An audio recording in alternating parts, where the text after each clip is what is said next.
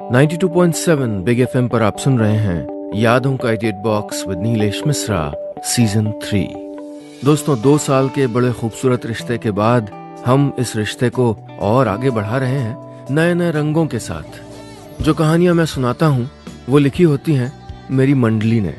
जी हाँ, एक राइटर्स की मंडली है जिसको मैं ट्रेन करता हूँ, जो बम्बई और भारत के कई और हिस्सों में रहते हैं। मैं उनकी मदद करता हूँ बेहतर से बेहतर कहानियां लिखने में और फिर उन्हीं कहानियों को आपके सामने पेश करता हूँ। दोस्तों, आज मैं आपको सुना रहा हूँ फौजिया रियाज की लिखी कहानी फोन नंबर। कमरे में हर तरफ कपड़े बिखरे थे। जहाँ बिस्तर पे शर्ट्स का ढेर था, वहीं फर्श पे फूलों के प्रिंट से लेके मोर के प्रिंट वाली चादरों तक के छोटे छोटे पहाड़ लगे थे। उस दिन मैंने अपनी अलमारी की सफाई करने की हिम्मत जुटाई थी। नीलम हमेशा कहती थी, तुम्हारा सारा आलस सफाई करने के वक्त ही सामने आता है, वैसे चाहे दुनिया भर के चक्कर लगवा लो, उफ नहीं करते। हमारी शादी को 1 ही साल हुआ था। क्योंकि शादी नहीं थी तो स्पीड ब्रेकरों ने आना अभी शुरू नहीं किया था। हमारा स्कूटर बिना किसी झटके के आराम से चल रहा था। उन दिनों नीलम की हर बात पे हाँ कहने में भी मुझको ज्यादा तकलीफ नहीं होती थी। उस दिन दफ्तर से छुट्टी थी और मैं घर में बैठा बैठा उकता गया था। नीलम अपनी एक सहेली की शादी अटेंड करने हफ्ते भर के लिए शहर से बाहर गई हुई थी। जाने से पहले उसने कहा, जतिन, मेरे आने से पहले इस अलमारी के सारे कपड़े निकल जाने चाहिए। बिना मतलब पड़े पड़े जगह खा रही है यार। अरे इंटरनेट पे इसकी फोटो डाल देंगे तो बिक जाएगी, कुछ पैसे आएंगे। असल में नीलम को अलमारी बेच के जगह बचाने में उतनी दिलचस्पी नहीं थी जितनी ऑनलाइन बाय एंड सेल के फॉर्मूले को आजमाने में थी। जब भी टीवी पे ऑनलाइन खरीद फरोख्त का विज्ञापन आता तो उसकी आंखों में घर के पुराने फर्नीचरों का अक्स तैरता दिखता। नीलम ने कहा नहीं था, लेकिन मुझको अंदाजा था कि वो घर का सारा पुराना सामान ऑनलाइन बेच के फिर ऑनलाइन ही दूसरा सामान भी खरीदना चाहती थी। कई बार कह चुकी थी, जतिन, इस ड्रेसिंग टेबल का आईना बहुत अंदर की तरफ है, काजल लगाते हुए ठीक से रोशनी नहीं मिलती। या फिर, जतिन, सोफा हमारे लिविंग रूम के साइज के हिसाब से बहुत बड़ा है। मेरी पुरानी अलमारी तो जैसे उसको रोज मुंह चढ़ाती थी। तो उस दिन मैंने नीलम के इस शौक को हरी झंडी देने की सोचते हुए अलमारी की सफाई शुरू कर दी। इतने साल से तो साथ ही थी ना, पर अब तुम्हें जाना होगा। हमारी मैडम को तुम्हारी शक्ल सूरत नहीं पसंद है। मैं बड़बड़ा रहा था और सारे पुराने कपड़े निकाल रहा था। अलमारी खाली करने के बाद मैंने लॉकर खोला और जैसा कि अंदाजा था, कुछ पुराने ग्रीटिंग कार्ड्स हाथ में थे। किनारे रखा। लॉकर के अंदर लॉकर? ओ हाँ, एक वक्त पे इसमें मेरे कितने राज छुपे रहते थे। लोहे की अलमारियों का सबसे छोटा और सुरक्षित हिस्सा। देखूं तो क्या रखा है, पता नहीं आखिरी बार कब खोला था, मैंने सोचा और अपना हाथ मोड़ते हुए लॉकर के अंदर मौजूद लॉकर में टटोलना शुरू किया। कोई कपड़ा हाथ लगा था। हाथ बाहर आया तो साथ में 15 साल पुरानी मेरी स्कूल यूनिफॉर्म की कमीज थी। सफेद रंग पे रंग बिरंगी स्याही से बहुत कुछ लिखा हुआ था। अब मैं पालथी मार के वहीं अलमारी के सामने फर्श पे बैठ गया। तुम्हें कामयाबी मिले, all the best, your friend Surjit. तुम बहुत प्यारे हो और मेरे बहुत अच्छे सच्चे दोस्त, wish you good luck, Ashok. Shirt की जेब, आस्तीन, कॉलर, आगे बटनों वाले हिस्से पे, पीछे पीठ वाले हिस्से पर दुनिया भर के संदेश लिखे थे। मैं मुस्कुराने लगा था। स्कूल के आखिरी दिन सारे दोस्तों ने एक दूसरे की स्कूल यूनिफॉर्म पे विशेस लिखी थी।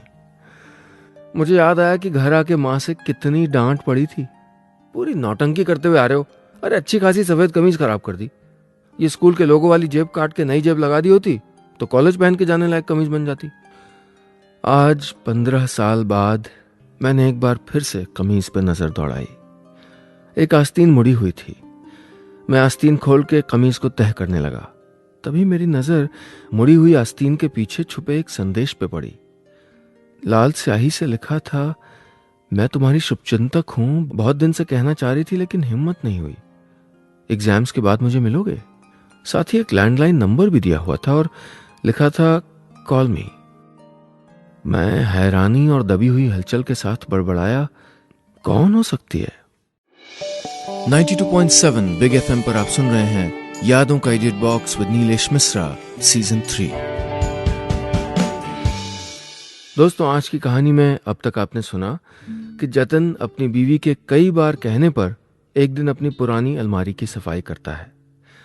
सफाई के दौरान जतिन को अपनी स्कूल यूनिफॉर्म वाली कमीज मिलती है जिस पे किसी लड़की ने अपना फोन नंबर लिखा हुआ है।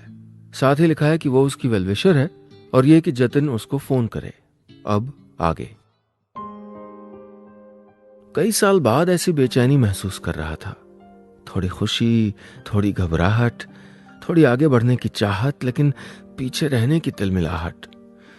ऑफिस में बैठे हुए कई बार उस नंबर को कॉल करने की सोची, लेकिन पहले तो नीलम के ख्याल ने रोक दिया और फिर इस हकीकत ने कि पिछले कुछ साल में 7 अंकों वाले लैंडलाइन की जगह 10 नंबर वाले मोबाइल फोन ने ले लिए।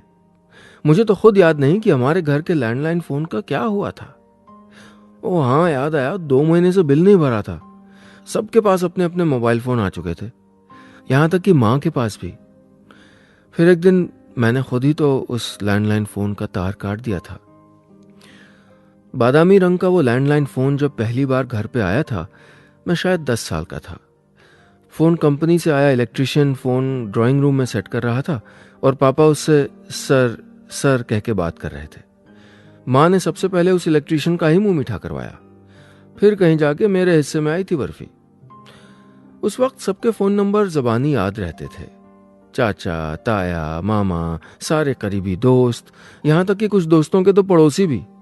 अब क्या करते, इलेक्ट्रॉनिक फोन बुक की फैसिलिटी नहीं थी ना।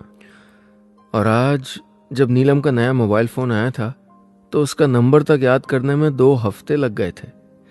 कितना नाराज हो गई थी जब मेरा फोन फॉर्मेट हो गया था और इत्तेफाक से उसी दिन वो अपना फोन घर में कहीं रख के भूल गई थी।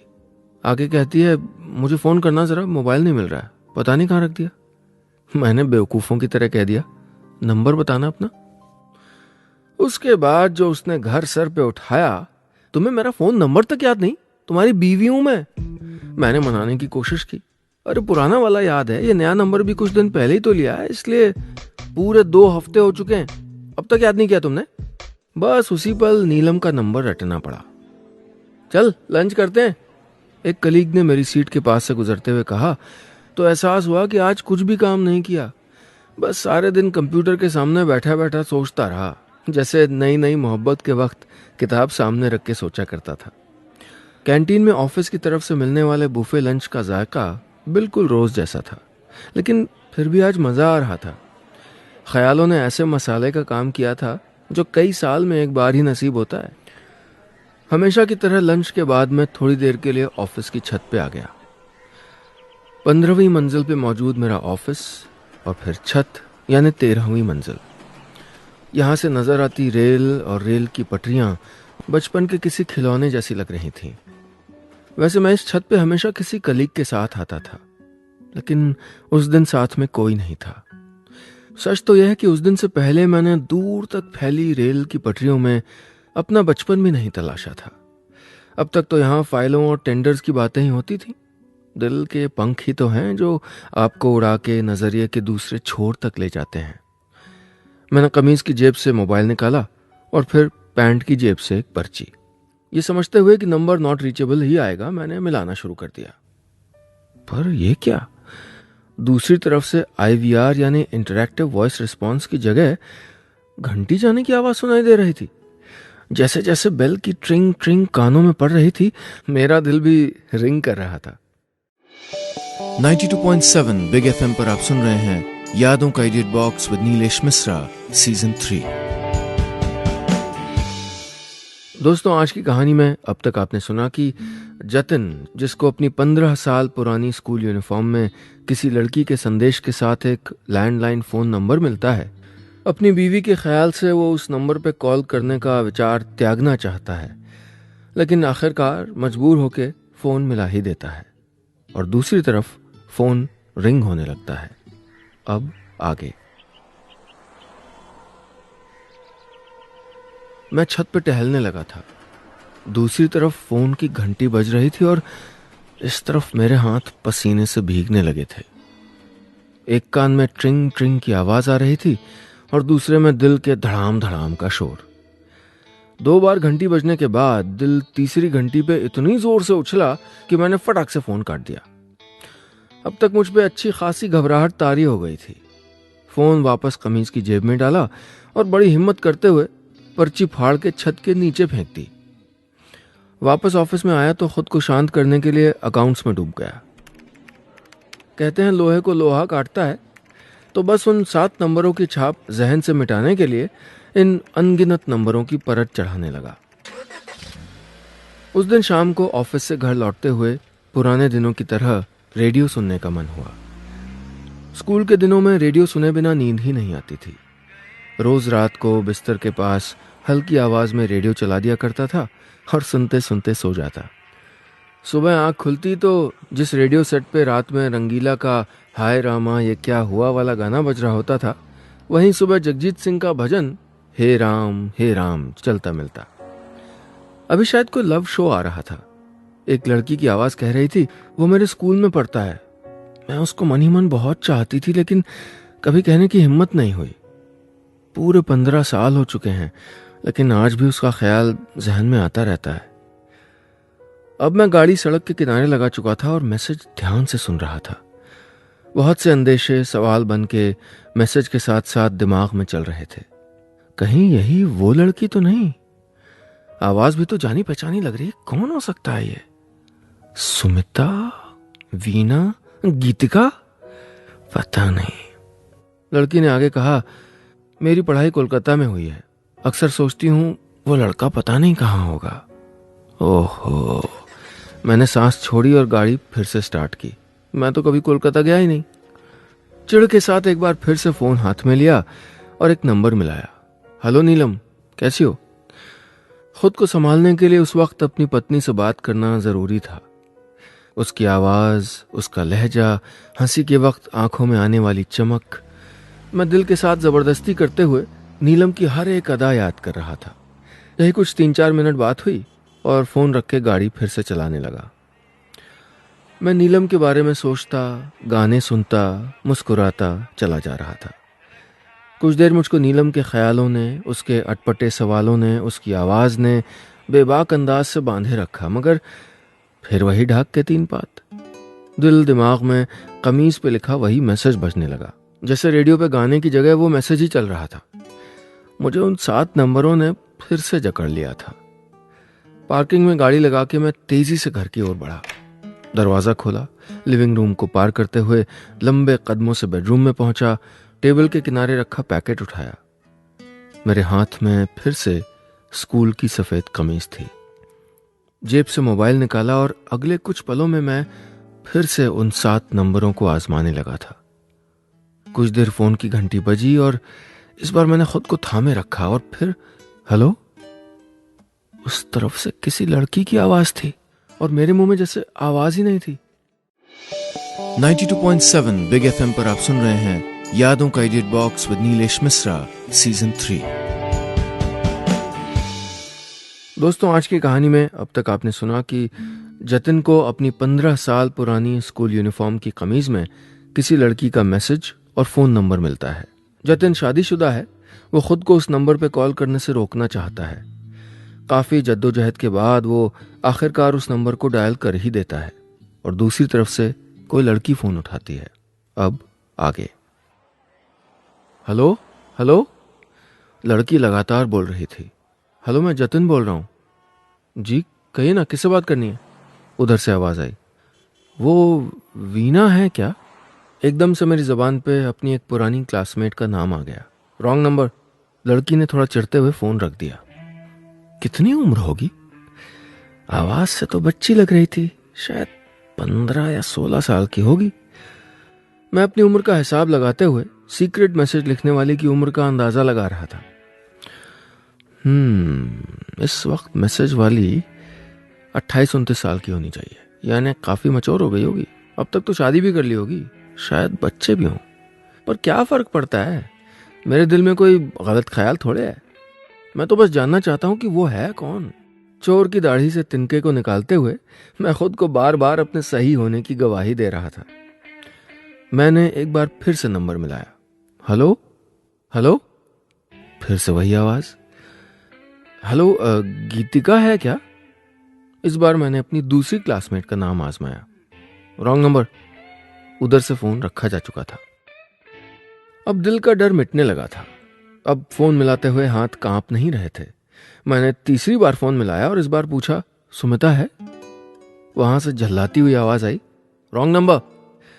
3 कॉलों के बाद तो मैं जैसे फिर से 10 साल का बच्चा बन गया था। तब जब हर रोज 2-4 ब्लैंक कॉल्स या रॉन्ग नंबर मिलाना दिनचर्या का हिस्सा होता। फर्क बस इतना था कि पहले सारा कौतूहल उस पुराने फोन के डब्बे को लेके होता था और अब इन 7 नंबरों को लेके। पहले मैं रॉन्ग नंबर मिलाने चुपचाप उस बादामी रंग के फोन के सेट के पास जाता था ताकि मम्मी को पता न चले, और अब किसी का भी डर नहीं था, नीलम का भी नहीं। उसे कैसे पता चलेगा? और अगर चल भी गया तो मैं कुछ गलत थोड़ी कर रहा हूं, मैं तो बस जानना चाहता हूं कि वो थी कौन। उस दौरान दिल में 2-4 बार तो मुझको खुद को अपनी ईमानदारी की गवाही देनी ही पड़ती थी। बचपन में फोन मिलाना खेल का हिस्सा था। कोई भी उल्टे सीधे 7 नंबर डायल कर देना और फिर किसी के फोन उठाने का इंतजार करना।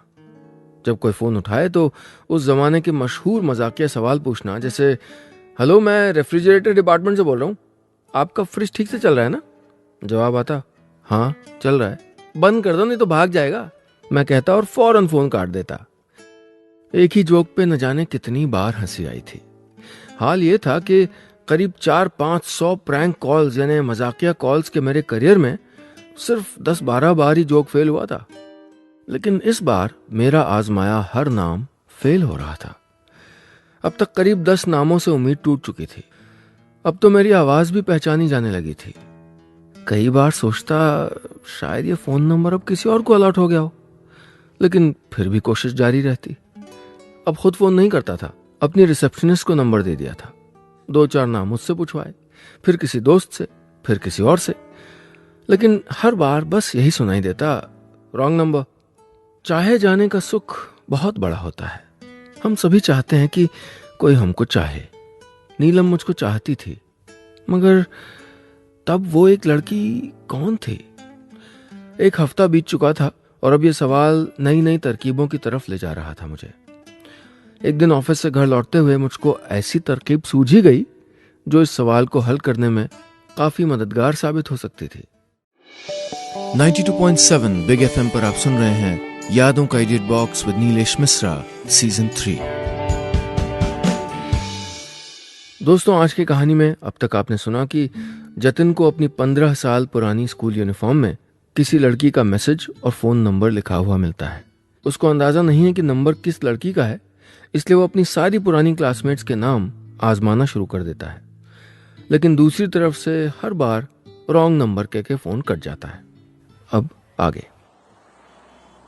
जिज्ञासा एक बीमारी है। ये आपकी नींद, आपका सुकून स्ट्रॉ लगा के धीरे धीरे पीने लगती है। जिज्ञासा का टेम्परेचर किसी थर्मामीटर से नहीं नापा जा सकता। इसके उतार चढ़ाव को सिर्फ आप महसूस कर सकते हैं। इसे दूर करने का तरीका भी बस एक ही है, जिज्ञासा की अति तक पहुंच के उत्तर की खोज। सिर्फ जवाब ही है जो आपके गायब हुए सुकून को वापस गिलास में भर सकता है। ये जिज्ञासा ही थी जो मुझको अपने पुराने दोस्त प्रवीण के दरवाजे तक ले आई थी। यार, मुझे तो ऐसी कोई लड़की नहीं याद आ रही। शेयर मार्केट की पेचीदगियों से होते हुए, बीवी को खुश रखने के फॉर्मूलों पे कॉलर चढ़ाते हुए मैं बातों को स्कूल के दिनों की मोहब्बतों तक ले आया था। लेकिन उसके जवाब की बेपरवाही से थोड़ी उलझन हुई। अरे ध्यान लगा के सोच ना, कोई तो होगी जो मुझको पसंद करती होगी, जो मेरे बारे में पूछा करती होगी। मुझे ख्याल ही नहीं था कि मेरी आवाज की जिद से प्रवीण को शक हो सकता है। तो ठीक तो है ना? ऐसी भी क्या बात है यार जो इतना बेसब्र हो रहा है? अरे खुद ही सोच, अगर मुझको किसी लड़की के बारे में ऐसा कुछ लगता तो मैं बताता क्यों नहीं? प्रवीण ने एक अच्छे दोस्त की तरह समझाने की कोशिश की। मैंने एक नजर उसको देखा। गंभीर आंखें, चेहरे पे ईमानदारी। बेशक आज मेरा ये दोस्त पेशे से वकील है, जिसके चलते इसका पाला सच, झूठ, जालसाजियों और चालाकियों से रोज ही पड़ता होगा। लेकिन हम जब अपने पुराने दोस्तों से मिलते हैं तो उसी दौर की शख्सियत बन जाते हैं, उसी अंदाज में बातें करने लगते हैं, कुछ वैसे ही दिखने लगते हैं। मैंने फौरन ही प्रवीण पे भरोसा करने का फैसला किया और उसको कमीज पे लिखे मैसेज के बारे में बता दिया। मैंने उसको बताया कि पिछले कुछ दिनों से मैं उस नंबर पे फोन भी कर रहा हूं, लेकिन अपनी बेचैनी और दिल की उछल कूद को छुपाने की कोशिश जारी रहेगी। पता नहीं कौन होगी। सच में मुझे जरा भी ध्यान नहीं आ रहा। ऐसी कोई लड़की, छोड़, जाने दे। होगी कोई। हाँ तू सही कह रहा है, क्या फ़र्क पड़ता है। मेरे होंठ मुस्कुराने के लिए फैल गए थे, लेकिन चेहरे पे मुस्कुराहट के कोई लक्षण नहीं थे। रात के करीब 11 बजे थे। मैं सोफे में लगभग धंस के बैठा था। सामने टेबल पे रंग बिरंगी स्याही से पटी सफ़ेद कमीज रखी थी। मैंने बगल से फ़ोन उठाया और अब तक जहन में छप चुके उन 7 नंबरों को डायल कर दिया। हेलो। किसी आदमी की आवाज़ थी। मैंने फ़ोन काटा और किनारे रख दिया। तभी मोबाइल की घंटी बजने लगी। मैंने लपक के फ़ोन उठाया। ओह, नीलम का फ़ोन है। मुझे निराशा हुई। नीलम का फ़ोन नंबर देख के निराशा? तो मैं क्या उम्मीद कर रहा था कि उस नंबर से पलट के फ़ोन आएगा और किसी सीक्रेट लवर के चेहरे से पर्दा हटेगा? क्या मुझको नीलम की आवाज़ से ज़्यादा अब किसी अनजानी आवाज़ में दिलचस्पी है? हाँ नीलम, कैसी हो? शायद मैं गले तक अपराध बोध से भर गया था। तभी मेरी आवाज़ से नीलम को मेरे बीमार होने का अंदेशा हुआ। अरे नहीं, मैं बिल्कुल ठीक हूँ। उधर से पहले अपना ख्याल रखने की हिदायत आई और फिर उसकी हरी साड़ी को ड्राई क्लीनर के यहाँ से लाने का आदेश। फ़ोन रखने के बाद मैं वहीं सोफे पे ही लेट गया। एकदम से जिंदगी का वोल्टेज कम हो गया था। कमरे में उदासी बैठी थी और बार बार अपनी तरफ खींच रही थी। मैं आंखें बंद करके 15 साल पीछे अपने स्कूल के आखिरी दिन में चला गया। मन में भविष्य के लिए कितने सवाल थे। क्या करेंगे, क्या पढ़ेंगे, कितना पैसा कमाएंगे, कौन सी गाड़ी लेंगे, कब शादी करेंगे। सारे दोस्त एक दूसरे की यूनिफॉर्म को स्याही में बसी दुआओं से भर रहे थे और मैं अपने ख्यालों में ही आज अपने इर्द गिर्द मौजूद चेहरों में से उस एक चेहरे को तलाश रहा था। 92.7 बिग एफएम पर आप सुन रहे हैं यादों का edit box with Nilesh Mishra season 3। दोस्तों, आज की कहानी में अब तक आपने सुना कि जतिन को एक दिन अपनी पुरानी स्कूल शर्ट पे किसी लड़की का लिखा मैसेज और फ़ोन नंबर मिलता है।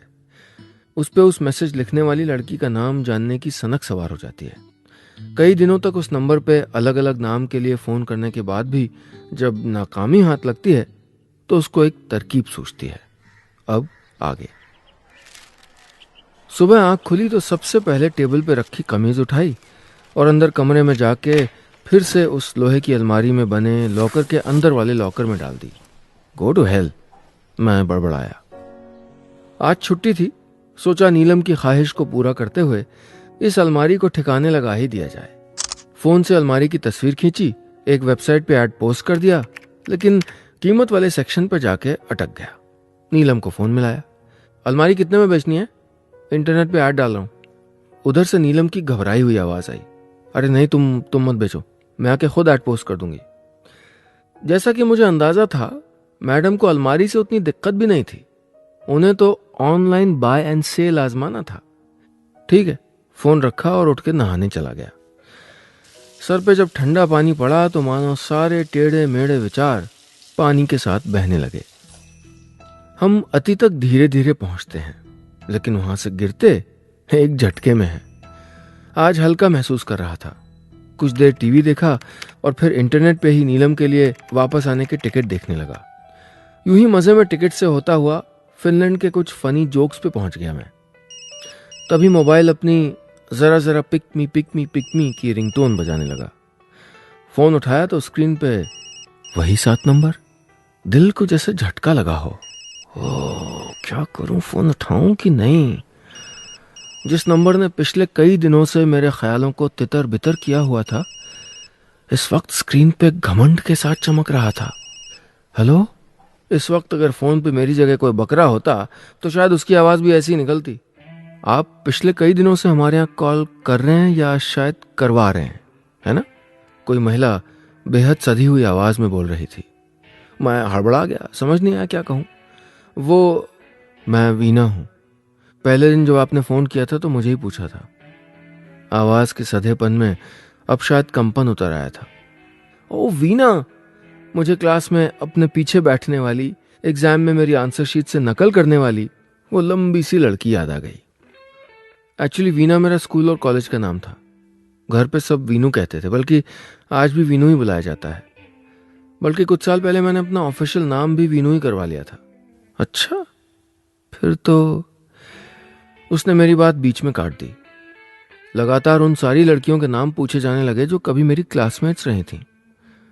लगा ये कोई इत्तेफाक नहीं हो सकता, तो मैंने कॉलर आईडी की हिस्ट्री से ये नंबर निकाला जिससे पहली बार वीना नाम के लिए फ़ोन आया था।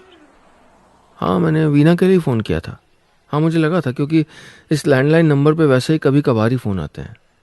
वैसे आपका नाम? जतिन। पहली बार फ़ोन करते हुए मैंने वीना का ही नाम पूछा था। अपने इतने सही अंदाजे की वजह से नाम बताते हुए आवाज़ में थोड़ी अकड़ चटक रही थी। जतिन कौन? जतिन जतिन चावला, जतिन माथुर या जतिन पोखरियाल? सॉरी, ज़रा याद क्लियर करेंगे? वो सोचते हुए बोली। मैंने दांत भींचे और फ़ोन काट दिया। कुछ देर तक उन 7 नंबरों से कॉल आती रही।